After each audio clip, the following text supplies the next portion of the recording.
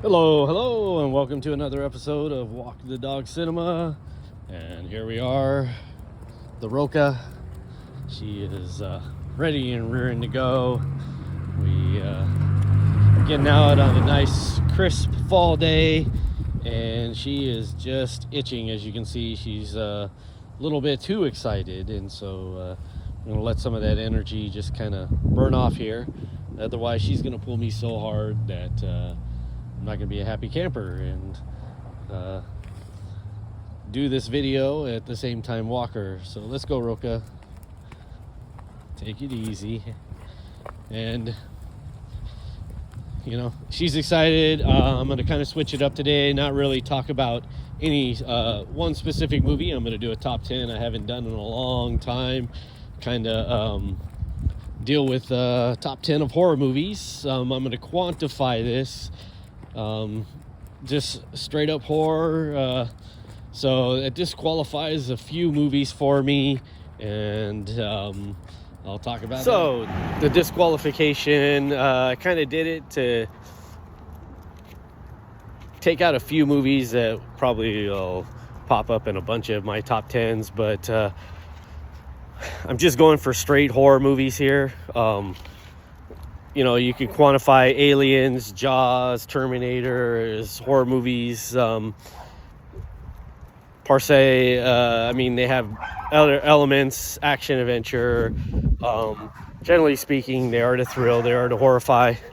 But also, there's a sense of adrenaline to an action movie aesthetic. So I kind of wanted to remove that and kind of really, because of the Halloween season, touch upon just horror movies in general, like straight up where they go with the horror movies. I have some, as I was kind of going through the list, that you have your ones that have some nostalgia purpose. For me, like The Howling was one of the first that I kind of got through when I was a young lad. It was kind of my foray into werewolf movies. But that's not on the list. I hid my eyes on Amityville Horror and Invasion of the Body Snatchers. I'm talking about the remake, not the 1950s classic. But one with Donald Sutherland, where the ending just kind of horrified me with that horrible sound that the pot people make. So there's some great horror movies, but I kind of whittled it down. There's really 11, so there's an honorable mention at number 11. I kind of wanted to get it in there because it kind of is tied with number 10 for me. So you're gonna get 11 movies, even though it is a top 10. So I'll be getting to that. So honorable mention. I have Freaks. Todd Browning's Freaks, 1930s horror movie. To me, just classic. It stayed with me, about circus freaks, and you get real circus freaks here. The movie is not exploitive in any way, shape, or form. It really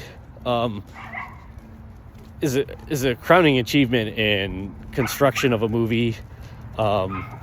Just the overall arching themes and just the tension, and it's a horror movie, and it's one of those visually that just like stuck with me. I love that the freaks aren't in and of them. They're human beings and they're real, and how it's shot and treated and just done is amazing, but it stays with you because the basis of it is you have a circus couple who's trying to bilk basically like a little ringleader guy out of money, and the freaks band together to extract revenge, and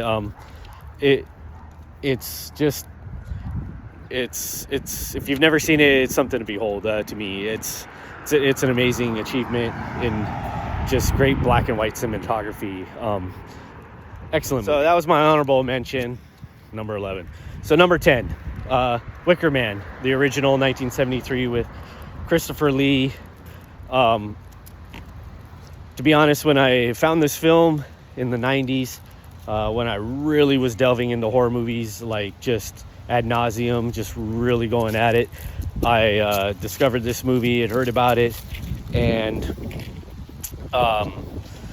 it's a slow build to just a gut punch of an ending that just like changes the whole course of that movie. And there's quite a bit of nudity in the beginning of this film, but as the plot unravels and just goes, it's this like slow burn horror movie that just it really gave me the willies. I've heard, which I haven't seen, I kind of want to check it out. Midsommar is kind of like that, in a modern sense. The Nicolas Cage one did not do this movie any justice, but Christopher Lee is amazing in it. The whole town's amazing. Britt Eklund's in it. She's the Bond girl.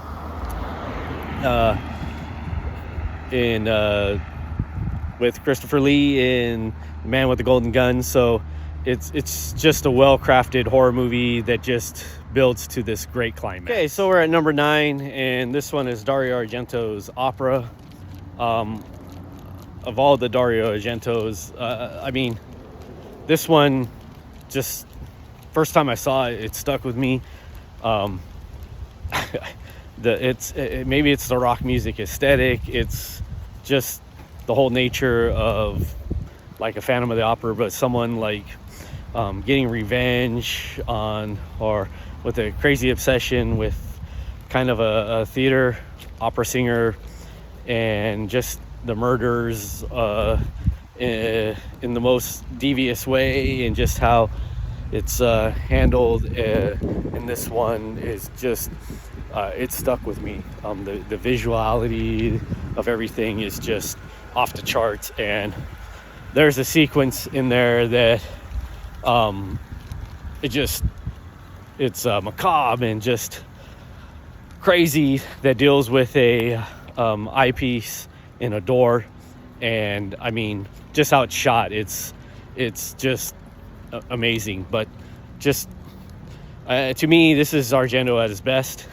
And it's operatic, and he kind of has that whole feel, so it just culminates in this crazy movie.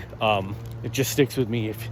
I know that might not be everyone's favorite Argento, but it is mine, and it is just a horror movie that needs to be seeked out and watched, and just kind of just take it all in, because it's a pretty wild ride. So now we're at number 8, and my number 8 is Sam Raimi's Evil Dead. This is the one that him and Bruce Campbell, that they got their start.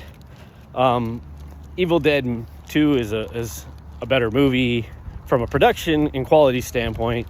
Like, they had a bigger budget and stuff, but that goes into like slapstick comedy, much more so than really it's within a horror thing, where Evil Dead is just, they went to terrify you, they went to scare you. Now, I do have a kind of comedy horror in this bunch, but I'll explain that when I get there. But yeah, Evil Dead, to see where Sam Raimi started, not necessarily Bruce Campbell, he hadn't developed the whole Ash persona, so to speak, that he kind of rode. That's in Evil Dead 2. It's kind of there, but this is more just straight up gut punch, some great stop motion effects, and the Deadites in this one have never been more sinister. It's just so simple with the makeup and the white eyes, and it's, just full on Sam Raimi with the camera, not to just make you laugh, but just kind of going for broke and just kind of leaving it all out there. And the atmosphere, the overlighting, I mean, you can see some of the lighting rigs in there, but he uses it to his advantage to just go for it, with the forest coming alive, and the cabin and the forest and all of that are just real characters in this movie. And so it's a wild ride to me, and crazy one, and it's a great start to a film career that Sam Raimi built. And fantastic. Now we're at movie. Number 7, and John Carpenter finally gets on here. It isn't the typical John Carpenter fare, so to speak, but this is my personal favorite of his. 1990s In the Mouth of Madness. I love Sam Neill in this movie. Seen in the theater, the sequence where Sam Neill is driving basically to Innsmouth. I mean, this is Call of Cthulhu and just all the crazy H.P. Lovecraft, and just touching upon all of those crazy Cthulhu mythos. But that sequence where the bicycle with the cart and the spokes and everything is just John Carpenter's best. But this one is just, for me, again, John Carpenter going for broke, using all his tricks and just really setting up to just scare us and just go for the jugular in just the craziest way. And it has a crazy ending that's completely earned. Like I said, it has a great Sam Neill performance, and just for anything Cthulhu related, if you know what I'm talking about, within that, this is the movie for me. I mean, this is probably the best of them. You have Reanimator, you got From Beyond that touches upon that. You even have some from his titles, but of an homage and a Cthulhu that isn't by HP or some of the other, like Brian Lumley and all them, this is just one of the best. It's just done so fantastic. So I can't rave enough about In the Mouth of Madness. So we built ourselves down to number 6, and going into the 60s. Nice black and white film here. Robert Weiss's The Haunting. And it's crazy to think the same guy who did basically film Sound of Music, and Robert Weiss has just done a ton of movies that are all over the spectrum. But The Haunting with Claire Bloom is just a fantastic movie. It's from Mary Shelley, I probably got the author's name wrong. I've read the book. I can't believe I had a thing with the author there. But the book and the movie, the movie does the book great justice. But it's an amazing movie. Just camera, and we don't see any monsters, so I'm not going to give that away.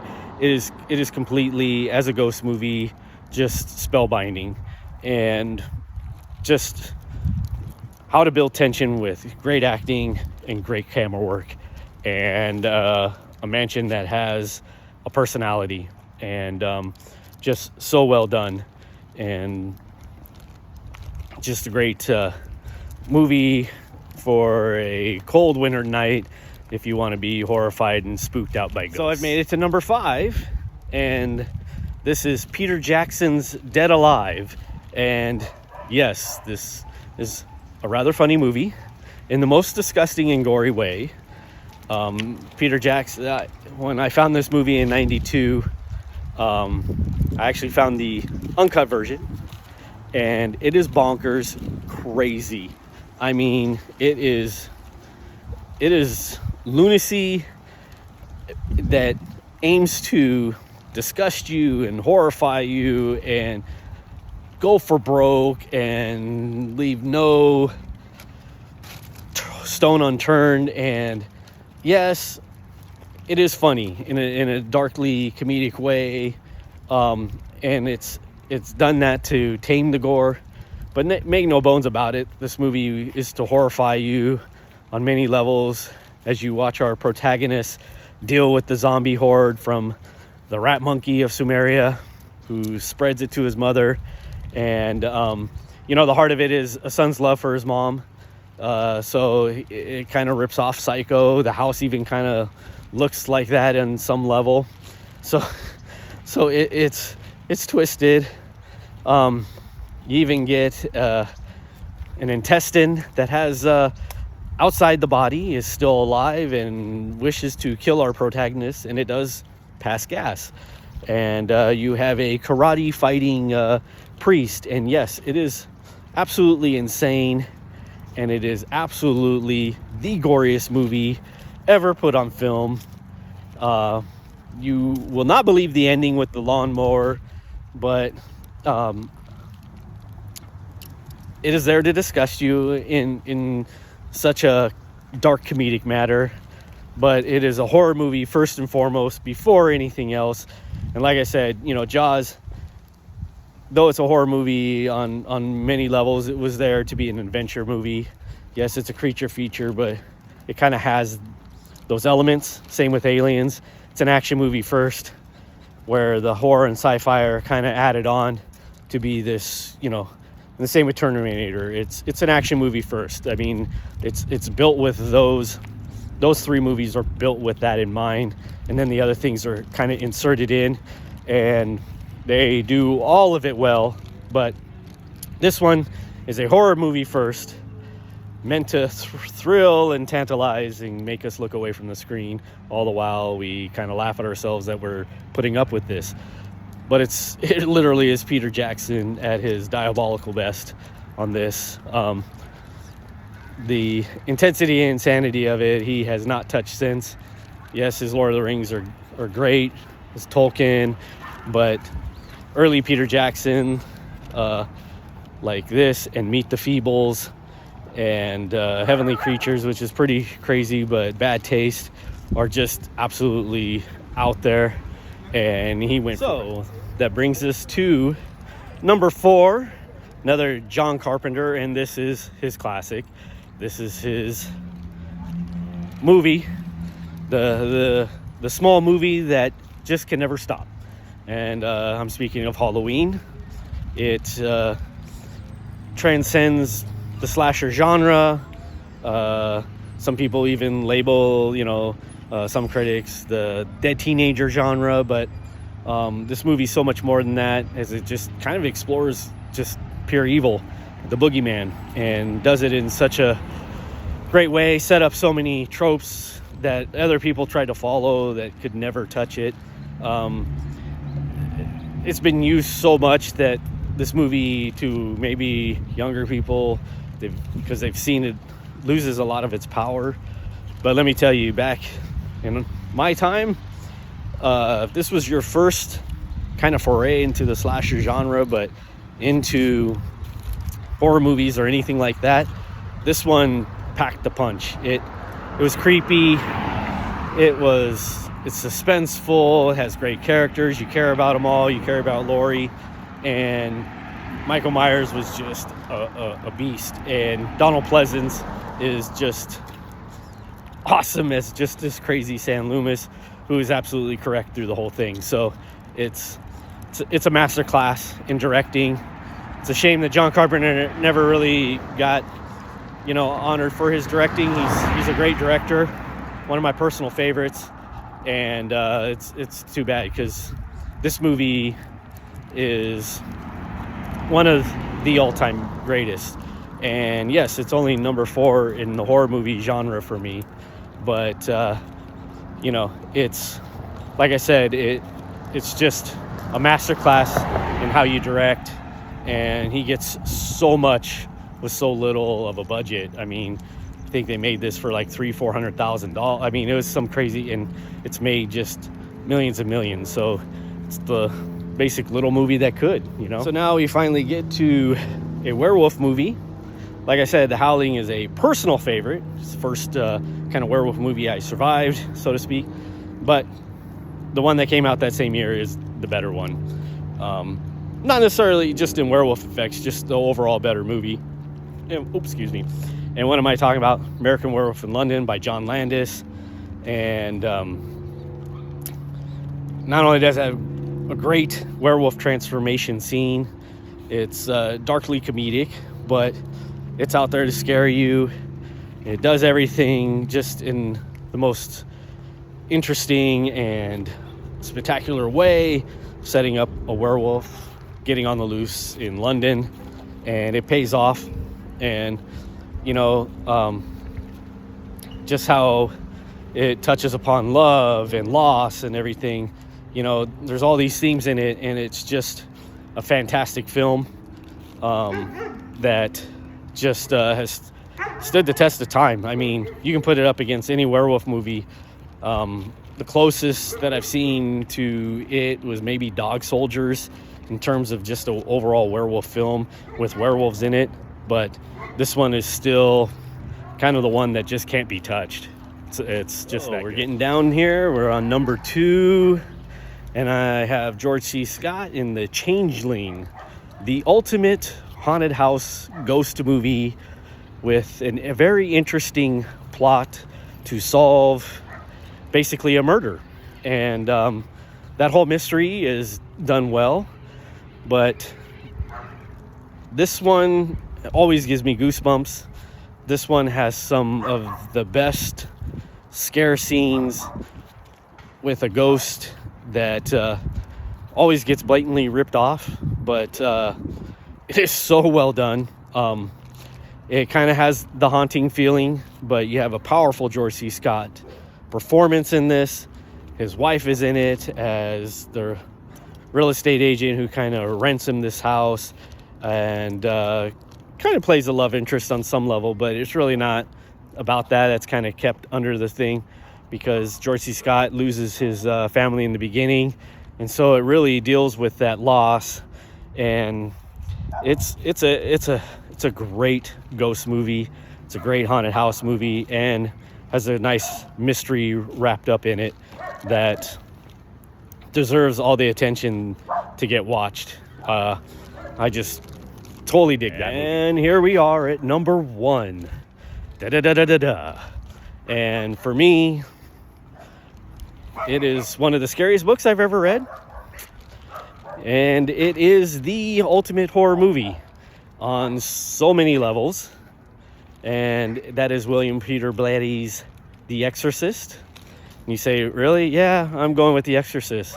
No horror movies come close to touching it, from subject matter to everything. I mean, the demon possession feels so real in this. I get it. Intense set. Like what William Friedkin got out of the actors, and maybe what he did on set was a little bit too crazy. But there's no horror movie that's as intense or as just kind of diabolical as The Exorcist. Everything feels so grittily real. Scared the heebie-jeebies out of me when I was pretty young. I've seen it in the theater. This movie came out before I was born, though, or the year I was born. But anyhow, besides that, I didn't see it too young. I couldn't get through it. I just remember the music, Tubular Bells, sticks with you. But the other side of it is if you've kind of maybe ever read the Bible, the movie takes on a totally different context in that regard. So there's just layers and layers on this movie about Catholicism, about faith, about finding faith, about dealing with these supernatural forces. And like I said, it's dealt so real. It makes you so it is so believable. And the actual theatrical version I find superior than the remake, with the spider climb and some of the other added demonic effects into it. Movie didn't really need all that. I get why it was cut out. Both versions still work good, but there is no movie in the horror genre that to me comes close to ever touching upon what is a horror movie to do? Scare us. And this one scares the heebie-jeebies to this day still. So it's intense, doesn't lose its intensity.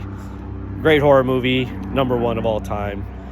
Let me know in the comments what you think are your favorite horror movies. Love to hear them. Give me your top 10 or what you think of my movie list here. Tell me if I'm crazy. Otherwise, if you like all about movies, subscribe. Hope to see you and talk to you soon.